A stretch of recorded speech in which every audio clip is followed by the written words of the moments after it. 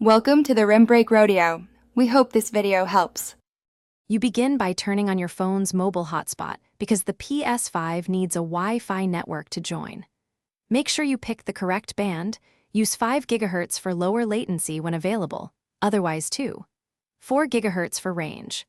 Once done, check the hotspot SSID and password and disable VPN or power saving that may pause the hotspot. You should also have your Ps5 powered up and at the network screen so you can immediately search for and select the new hotspot.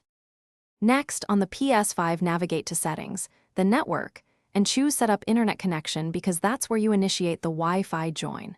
Select Wi-Fi, let the Ps5 scan, then pick your phone's hotspot SSID and enter the password exactly. Caps and special characters matter.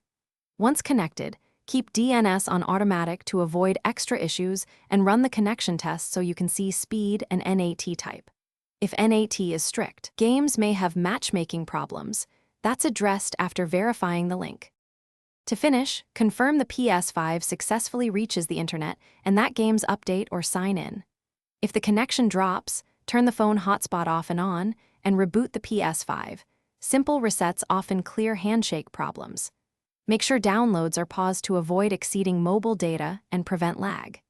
If you still face NAT restrictions or high latency, switch to the 5 GHz band, move devices closer, or use USB tethering where supported, because a direct cable eliminates Wi-Fi interference.